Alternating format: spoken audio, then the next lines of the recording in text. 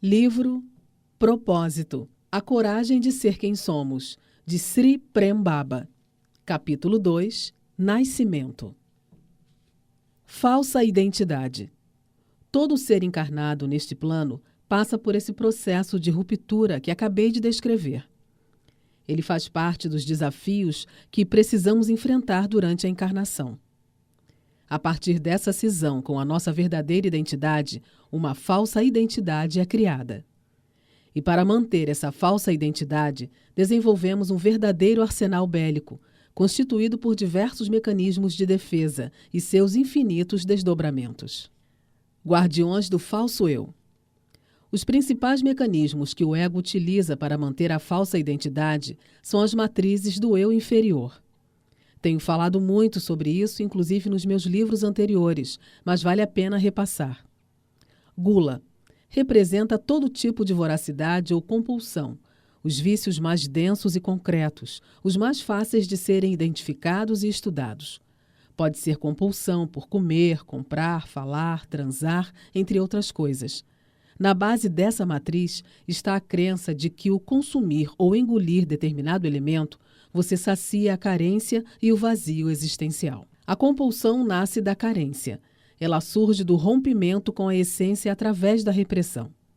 A pessoa gulosa tenta suprir o buraco gerado pela cisão com a comida ou com qualquer outro elemento que possa substituir a falta de amor. Essa carência gera uma voracidade que, quando não é preenchida, se transforma em ansiedade. Preguiça. A paralisação diante daquilo que precisa ser feito por causa de sentimentos suprimidos e congelados no sistema. A preguiça pode se manifestar de forma passiva ou ativa. Quando ela se manifesta de forma passiva, a pessoa não consegue fazer o que tem que ser feito, às vezes fica até sem conseguir sair da cama, o que gera um desequilíbrio na química do cérebro, que se desdobra em depressão. E quando se manifesta de forma ativa, a pessoa faz muitas coisas, menos aquilo que realmente precisa ser feito. Avareza. Necessidade de acúmulo. A pessoa se protege por trás daquilo que acumula. Ela acredita que, ao acumular, que estará protegida. Alguns se escondem por trás do dinheiro, mas tem gente que se esconde através de coisas enferrujadas que acha na rua ou até acumulando lixo. Ela acumula e não consegue soltar nada, nem mesmo um prego velho. Inveja. O desejo de destruir o outro por acreditar que ele é superior. A pessoa invejosa não acredita ser capaz de chegar onde o outro chegou, então precisa rebaixá-lo. E para fazer isso, faz uso da maledicência, que é falar mal do outro. A maledicência pode se manifestar de forma bastante intensa ou pode agir de maneiras muito sutis e difíceis de serem identificadas. Por exemplo, estando em um meio no qual a pessoa que você inveja é bastante considerada e admirada, você resolve soltar um veneno, falando mal dela como se estivesse fazendo um elogio. Ela é uma pessoa muito legal, pena que tem tal defeito. Existe também outro aspecto da inveja que é de difícil compreensão, a autoinveja. Esse é um aspecto que está conectado ao orgulho e à luxúria. Quando a autoinveja está atuando, a pessoa começa a sabotar a si mesma. Nesse caso, a situação é mais complexa, porque trata-se de um aspecto extremamente difícil de identificar. Ira. Uma extrema reatividade diante das situações. A pessoa que manifesta essa matriz acredita que, se falar mais alto do que o outro, estará protegida. Ela grita e intimida o outro para se sentir mais forte. Transmite a ideia de que é muito corajosa, mas na verdade está morrendo de medo. Orgulho. O orgulho usa a superioridade para sentir-se protegido. A partir do orgulho, as matrizes começam a ficar mais sofisticadas, pois atuam de maneira cada vez mais sutil. Apesar de todas as matrizes terem sua complexidade, as anteriores são relativamente mais fáceis de lidar, com exceção da autoinveja. O orgulho é complexo, porque pode se manifestar de muitas maneiras diferentes. Alguns exemplos são vaidade, soberba, timidez, complexo de inferioridade ou superioridade, vitimismo e falsa humildade. Luxúria. Necessidade de obter poder através da energia sexual. A luxúria não está sempre ligada ao sexo em si, mas ao uso da sedução, que pode ocorrer de diversas formas. Muitas vezes, a necessidade de agradar o outro é uma forma de dominá-lo. Ela está intimamente conectada com a ira, pois a luxúria, quando não recebe o que quer, se transforma em ira. Medo. São muitas as crenças ligadas ao medo. O medo está na base da estrutura do eu inferior, dando sustentação à ilusão de que somos carentes, de que somos somente um corpo. O medo é a antítese do amor. Mentira. A mais sutil entre as matrizes, porque a mentira não é somente aquilo que você conta no dia a dia para sair bem na foto, mas também é o que dá sustentação a todas as outras matrizes. Em última instância, a maior mentira é aquela que você conta para si mesmo, a mentira sobre a sua real identidade. Máscaras. Se acredita ser carente, é inevitável que você espere receber alguma coisa do outro. Inevitavelmente, você cria expectativas. Isso é um grande problema, porque por mais maravilhoso que seja, você não tem garantias de que receberá o que quer. Por mais que seja hábil para convencer o outro a dar aquilo que você acha que precisa receber, você não tem garantia de que ele vai corresponder à sua expectativa. Embora tudo que você procura fora de si mesmo esteja em seu interior, você não consegue enxergar essa realidade. O ser que te habita é completo, ele não é carente de nada, mas a sua percepção encontra-se limitada por condicionamentos e crenças, então não consegue perceber essa realidade. E por causa disso, você se torna um mendigo que, para receber uma migalha de atenção, vende a alma. Finge ser algo que não é, uma máscara para agradar e receber um pequeno olhar, um pequeno carinho. Dessa forma, desperdiça a vida tentando forçar o outro a amar você. Esse é um estado de aprisionamento, de dependência profunda, que gera raiva. E essa raiva se volta contra você mesmo. Você sente raiva porque, de certa forma, sabe que está vendendo a si próprio, está se prostituindo. Certa vez alguém estava julgando a prostituição, e eu refleti. Quem neste mundo não paga por sexo? Pelo menos as prostitutas deixam o preço bem claro. Perdoa-me a franqueza, mas eu preciso ser honesto. O meu trabalho é eliminar a mentira e alimentar a verdade. Pense, quem não paga para receber atenção? Quem não paga para receber carinho? Estando envolvido pela ideia da carência, você paga com a sua espontaneidade e a sua liberdade.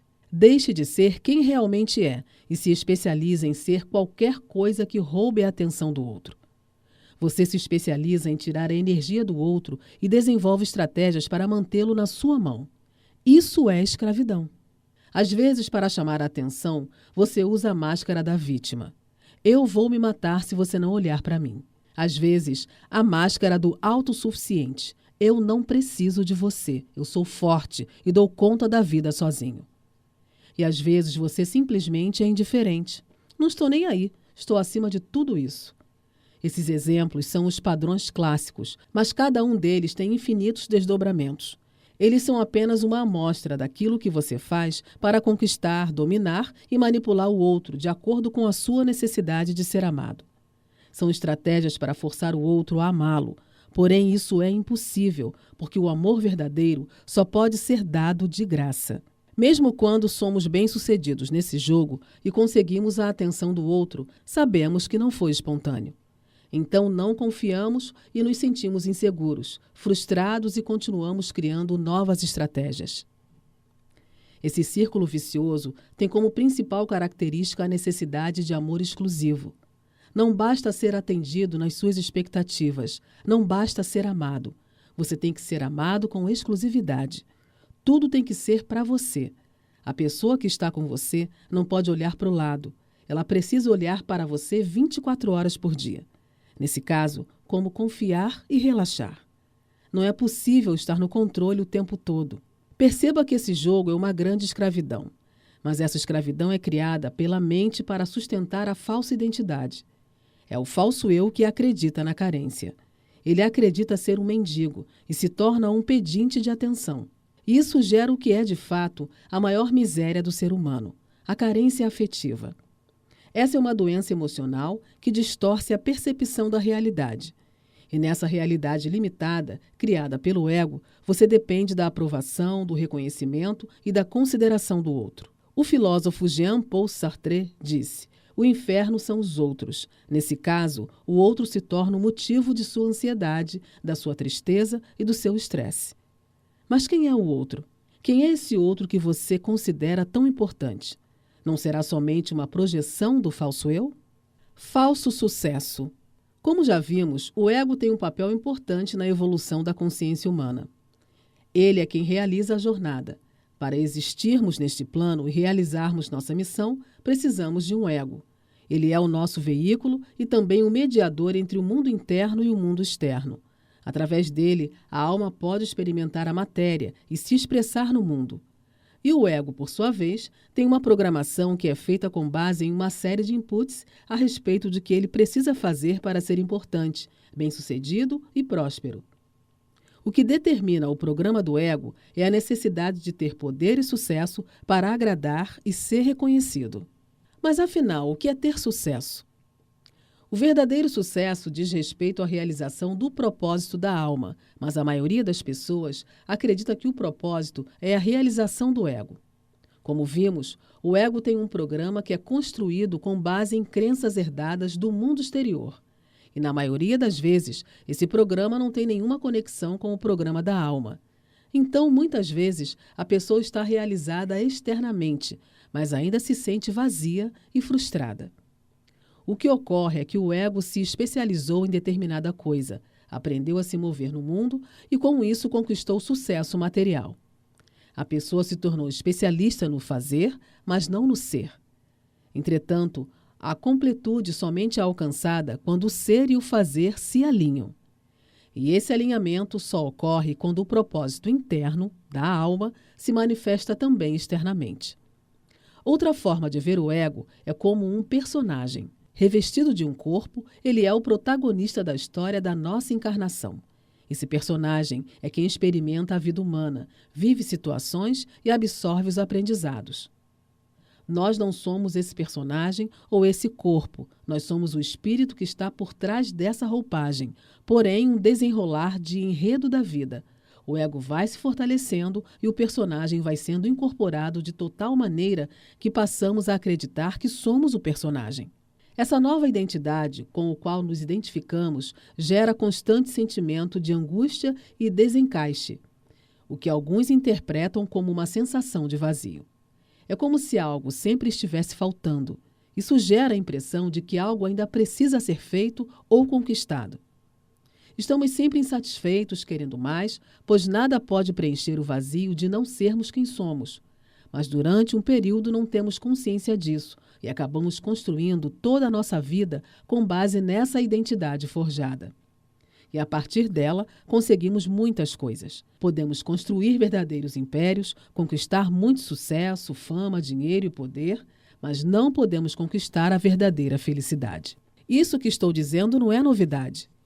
Aliás, é senso comum dizer que dinheiro não traz felicidade. Mas o fato é que, no fundo, acreditamos que a felicidade vem daí. Então, nós lutamos pelo dinheiro e, dessa maneira, até conquistamos uma certa alegria, mas uma alegria passageira, tão frágil quanto uma chama ao vento. Essa é uma felicidade sazonal, que vem e vai de acordo com a tendência da estação, de acordo com a moda. Você compra um carro novo e isso te faz muito feliz até o momento em que um novo modelo é lançado, ou até o momento em que o seu colega de trabalho compra um carro melhor. Você se apaixona e por alguns meses ou semanas fica em êxtase. Até que o outro começa a chegar mais perto de você e você começa a ver que ele não era tão perfeito como você imaginava. A felicidade dura apenas enquanto o outro corresponde às suas expectativas. Enquanto o outro está ali do seu lado, olhando só para você e te dando toda a atenção, você se sente muito importante e confiante, mas basta o outro dar uma olhadinha para o lado para que você volte a se sentir um miserável.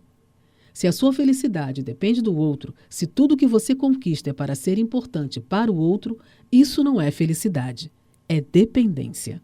A verdadeira felicidade só pode nascer daquilo que é real, do que permanece. E aquilo que é real nasce da plenitude interior. É quando podemos nos sentir completos por sermos o que somos. E isso é possível quando podemos manifestar o propósito da nossa alma. Esse é o verdadeiro sucesso. É um sentimento de satisfação, de preenchimento, de estar no lugar certo. Quando isso acontece, nos harmonizamos com o fluxo da vida e, naturalmente, temos nossas necessidades atendidas. Tudo melhora, inclusive a vida material. A prosperidade, quando o fruto é do encontro consigo mesmo, é um presente divino que está a serviço do propósito maior. Mas quando não tocamos esse núcleo interno, tudo aquilo que produzimos e construímos é para fugir de algo ou para nos protegermos de alguma coisa. Falsa riqueza.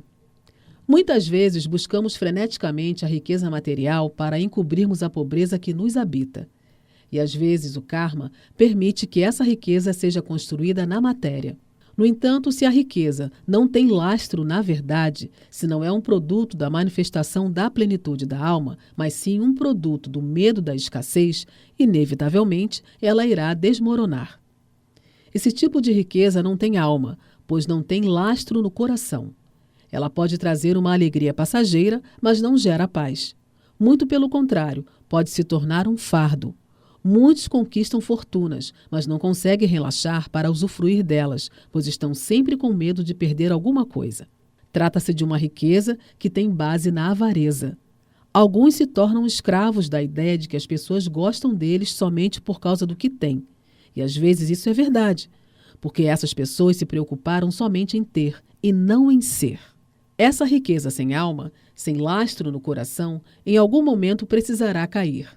Porque tudo que é construído com base na mentira, inevitavelmente precisará ser desconstruído. A essência da experiência humana é a expansão da consciência. Por isso, tudo que construímos precisa ter bases sólidas no mundo interno. Um castelo de areia não fica de pé quando a maré sobe.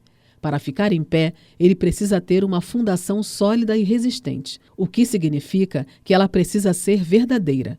Para isso, precisamos remover os mecanismos de defesa que estão a serviço da mentira, a mentira de que você é carente de amor. E isso só é possível através do autoconhecimento. Não há nada de errado com a riqueza. O problema é a ausência de si mesmo. O que você conquistou lá fora não é um problema. O problema é não conquistar a si próprio. O autoconhecimento é o sinônimo da lembrança de si mesmo. Quando lembramos da nossa identidade real, retornamos automaticamente ao caminho do coração, que é o programa da nossa alma. Esse é o encaixe, o alinhamento ao qual me refiro, porque ao nos desviarmos do caminho do coração, passamos a nos sentir desencaixados. Se não estamos seguindo o programa da nossa alma, não importa o tamanho do sucesso que conquistamos no mundo, continuamos carregando uma angústia. Muitas vezes não percebemos, pois estamos muito envolvidos na luta pelo sucesso ou pela sobrevivência, mas estamos sempre ansiosos, abatidos, tristes, desencaixados. Às vezes você tem um lampejo de consciência e percebe que algo está errado. Percebe que talvez seja necessário encontrar outro caminho para a sua vida, mas a mente está tão carregada de informações vindas de fora, tão contaminada pelas crenças sobre o que é certo e o que é errado, que você fica confuso e perdido. Mesmo assim, segue em frente, insatisfeito, mas sem saber para onde ir. Sabe que tem alguma coisa errada, mas não consegue ainda identificar o que é, porque aparentemente não há nada fora do lugar. Você tem uma ótima casa, uma bela família, um carrão na garagem, um emprego estável. Não há motivo para a insatisfação. Cada vez que a angústia bate na sua porta, você finge que não vê e tenta fugir. E foge talvez das mais diversas distrações. Internet, televisão, compras. Necessidades simbólicas são criadas para amortecer a dor que está por trás dessa ansiedade. Essas necessidades se transformam em vícios que funcionam como amortecedores da consciência, por meio dos quais você guarda nos porões do inconsciente aqueles conteúdos que foram negados. Mecanismos de amortecimento. Vamos compreender melhor o que é isso que estou chamando de amortecedor. Essa é uma palavra que costumo usar para descrever um processo de anestesia interna. O amortecimento é uma forma de retirar algo do nosso campo de percepção, uma maneira de rebaixar a consciência. Trata-se de um mecanismo de fuga da realidade similar ao processo de negação que descrevi anteriormente, mas que atua na psique humana em momentos e níveis de profundidades diferentes. A negação é quando somos levados a romper com a nossa naturalidade. É uma forma de anestesiar a dor gerada pela ruptura com a nossa essência. A energia que utilizamos para anestesiar essa dor original é a nossa energia vital, o próprio substrato do prazer. Nós utilizamos a própria energia do prazer para amenizar o nosso sofrimento, e dessa maneira ocorre uma ligação entre o prazer e o sofrimento. Em outras palavras, passamos a sentir prazer em sofrer.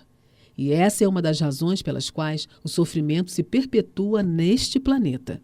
No amortecimento, a energia é retirada do prazer que determinado objeto ou situação nos traz.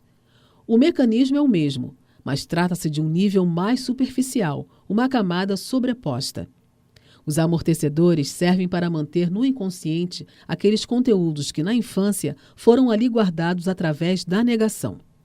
Mas justamente por constituírem uma camada mais superficial, eles são mais facilmente identificáveis através da autoobservação. Os vícios são os amortecedores mais óbvios, porém qualquer coisa pode se tornar um amortecedor. Qualquer objeto, situação ou coisa que façamos pode ser utilizado dessa maneira. E isso vai depender da nossa atitude perante a vida. A cada situação, temos a chance de escolher se vamos usar o que a vida está nos oferecendo como um amortecedor ou como um despertador da consciência. Sempre temos a escolha de cultivar o sofrimento ou aproveitar a situação para crescer e nos libertarmos dele. Nessa escolha, depende da nossa maturidade e disposição para tomar as rédeas do nosso próprio destino. Existem diversas classes de amortecedores que têm a função de adormecer diferentes aspectos da consciência. Alguns são mais grosseiros e mais fáceis de identificar, como os vícios em cigarro, álcool, por exemplo. Outros são mais difíceis de identificar, pois normalmente se confundem com algo positivo, como o fazer compulsivo e o fazer sem presença. Num mundo em que a correria pelo sucesso e a competição tornam-se comportamentos normais, o fazer compulsivo torna-se uma virtude. Nesse mundo, a pessoa que não tem essa compulsão é muitas vezes vista como preguiçosa. Entretanto, assim como a preguiça, o fazer compulsivo pode estar a serviço do adormecimento da consciência. Enquanto a preguiça é uma paralisia, um congelamento interno que tem a função de manter sentimentos negados, o fazer compulsivo é um excesso de movimento que serve para a mesma coisa. O fazer sem presença é outro aspecto do fazer compulsivo. Se você não colocar a alma naquilo que está realizando, essa ação se torna um passatempo. Não importa qual seja a atividade, se não estiver total na ação, ela será apenas uma distração. Nesse sentido, até mesmo o autoconhecimento e a prática espiritual podem ser amortecedores. Aquilo que teria a função de despertar a consciência se torna uma forma de adormecê-la. Isso ocorre quando você repete um mantra e realiza determinados rituais espirituais de forma mecânica, ou quando desenvolve o vício psicanalítico de ficar analisando tudo. Você acha que está presente, mas trata-se de um ato mecânico, um hábito. Pensa estar lúcido, mas na verdade está cada vez mais longe da realidade. Você está fugindo desesperadamente dela. Está preso nos jogos da mente. Quando digo colocar a alma na ação, quero dizer que essa ação precisa ser movida por um propósito, o propósito da alma. As pessoas estão fazendo muitas coisas no mundo, mas nenhuma dessas coisas tem conexão com o seu propósito.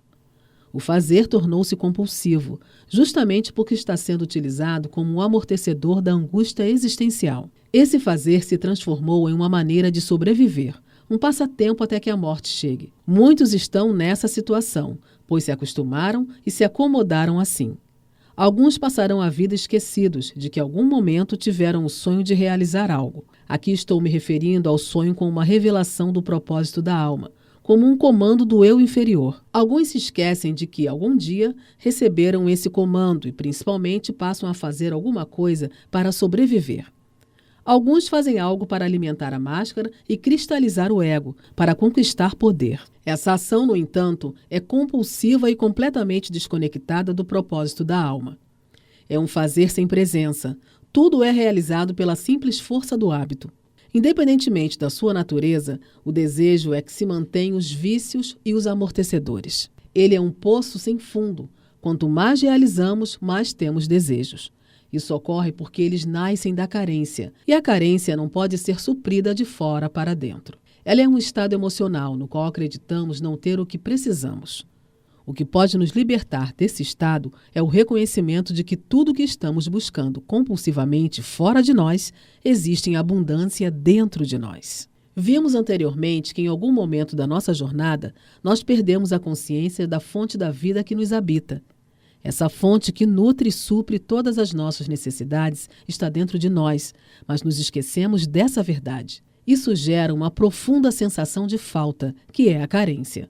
E a carência faz com que nos tornemos pedintes enquanto permanecemos sentados sobre um baú de diamantes. Costumo usar o baú como uma metáfora para a nossa riqueza interior, como um símbolo que representa uma fonte de onde vem tudo o que necessitamos.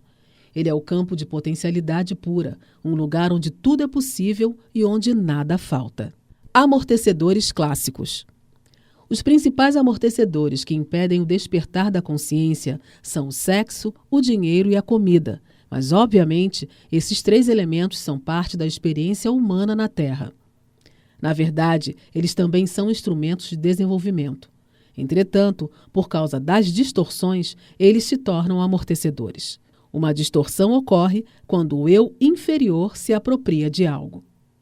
Quando o medo e o ódio se apoderam de um instrumento legítimo de desenvolvimento, este se torna nocivo. A comida, o sexo e o poder são forças que foram desvirtuadas e passaram a ser usadas para abrandar as dores e as angústias latentes do ser humano. Por isso costumo chamá-los de amortecedores clássicos. Esses 3 elementos têm um enorme poder de adormecer a consciência. Comida. Nossa vida social gira em torno dela. Nossa rotina diária é programada de acordo com as nossas refeições. Comer é uma das principais formas de lazer das pessoas, uma das poucas fontes de prazer para muita gente. O interessante é ver que, enquanto muitos passam fome, alguns estão sofrendo por não conseguirem comer menos. Alguns vivem em função da falta, outros em função da fartura de alimento. Poucos compreendem o poder que a comida exerce em nossas vidas, não somente pelas razões que acabei de mencionar, mas também por ela ser o nosso combustível. Nosso corpo é composto pelos alimentos e se move a partir da energia que eles proporcionam. O que comemos transforma-se no nosso corpo e, nesse sentido, nós, literalmente, somos o que comemos. Apesar da ciência há pouco tempo ter conseguido medir a influência do que ingerimos, até mesmo no que diz respeito a mutações genéticas, essa dimensão da vida humana ainda é um mistério para nós. Sexo. Uma das grandes compulsões da humanidade. Você pode até não fazer sexo, mas não tira ele da cabeça. Aliás, justamente por reprimir o desejo sexual, que o ser humano tornou-se dependente da pornografia e das distorções da sexualidade. Costumo dizer que a luxúria é a rainha desse mundo. Mas quando falo da luxúria, não estou fazendo um julgamento moral, e sim me referindo ao uso da energia sexual para manipular, dominar e obter o poder sobre o outro. Não há nada de errado com o sexo. Ele é natural.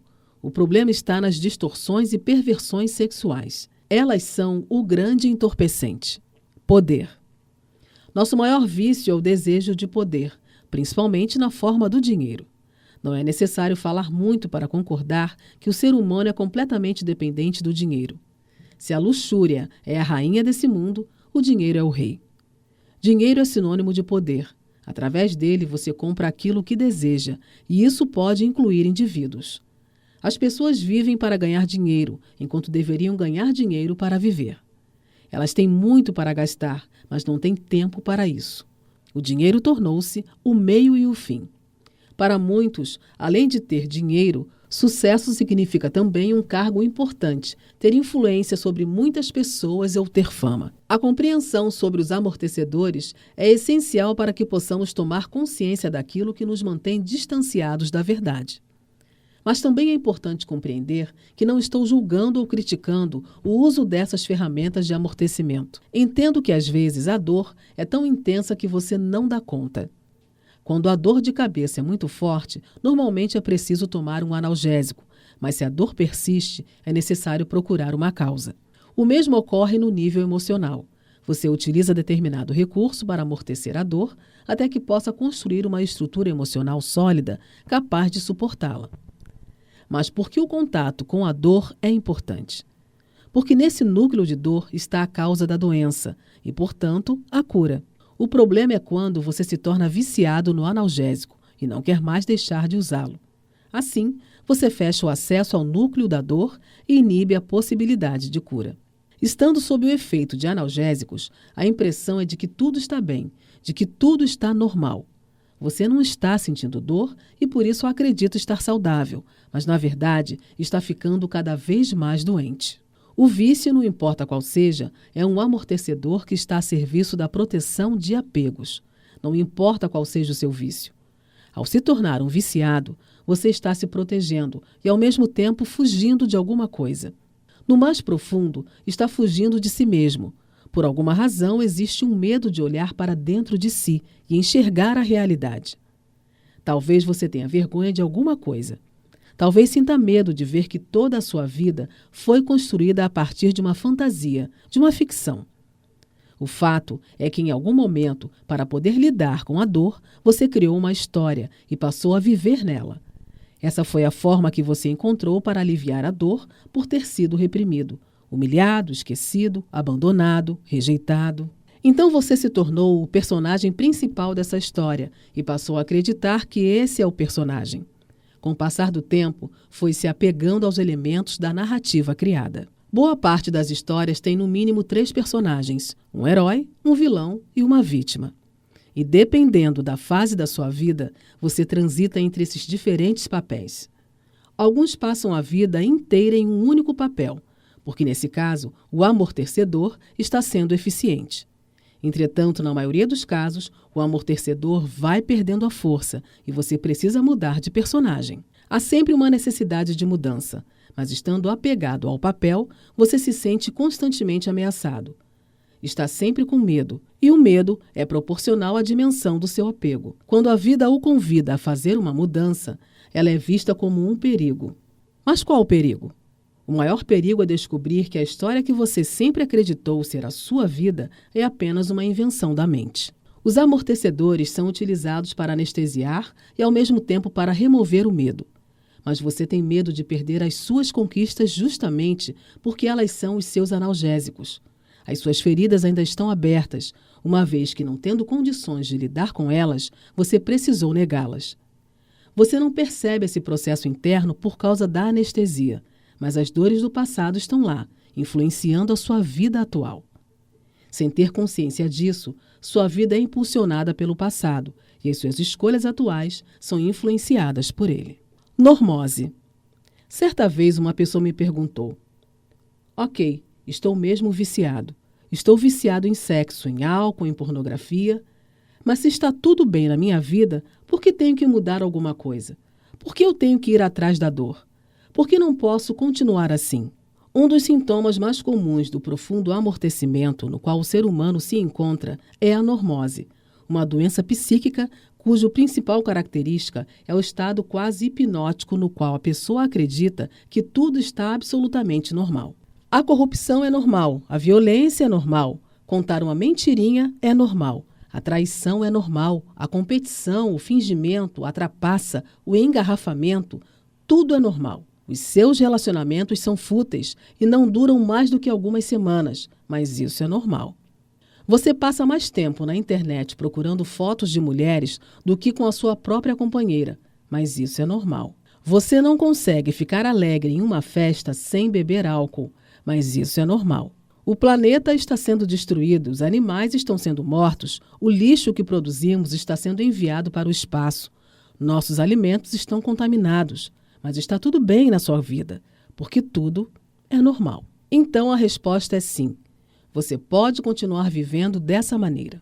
Durante algum tempo, você pode escolher viver anestesiado, pelo menos até o momento em que o karma bater a porta, ou seja, até que o efeito das suas ações comece a aparecer na sua vida.